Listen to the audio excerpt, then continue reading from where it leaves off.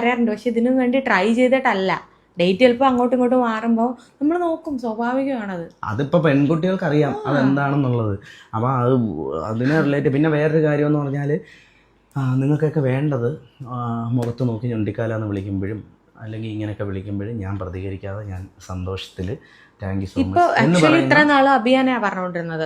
അഭിയാനെ പിന്നെ എന്നെ ഈ ഫോട്ടോഷൂട്ടിന് ശേഷം ഇപ്പൊ നേരെ തിരിഞ്ഞത് കുഞ്ഞിലേക്കായിട്ടുണ്ട്.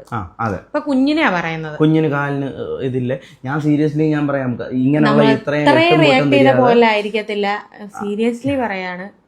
ഈ പറഞ്ഞ പോലെ, നിങ്ങൾ പറഞ്ഞ പോലെ ഞങ്ങൾക്ക് 7 വർഷം കാത്തിരുന്ന് കിട്ടിയ കുഞ്ഞ് തന്നെയാ. അതിനകത്ത് യാതൊരു ഡൗട്ടും ഇല്ല. പിന്നെ ഒരു ഡൗട്ടും ഉണ്ടാവില്ല. ഇതുപോലെ ആയിരിക്കത്തില്ല ഞങ്ങൾ പ്രതികരിക്കുന്നത്. പിന്നെ പറഞ്ഞു തുടങ്ങിയത് മറ്റേ കമന്റും ഡിലീറ്റ് ചെയ്തിട്ട് ഓടിയിട്ടുണ്ട് മറ്റേ ആള്.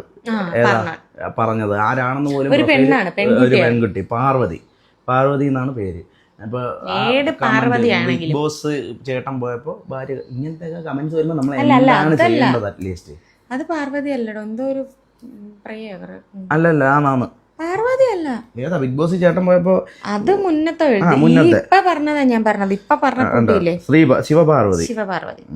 ഞാൻ പറഞ്ഞ ഇപ്പൊ പറഞ്ഞത്. ഇപ്പൊ കാലിന് അതൊരു പെൺകുട്ടിയാണ്. അതൊരു പെൺകുട്ടി. അപ്പൊ നിങ്ങൾ ചിന്തിക്കുക, ഞാനൊരു സാധാരണക്കാരിൽ ഒരു ബിഗ് ബോസിൽ പോയി എന്ന് പറഞ്ഞിട്ട് നമ്മളെ മറ്റേ സെലിബ്രിറ്റി ആയിട്ടോ അല്ലെങ്കിൽ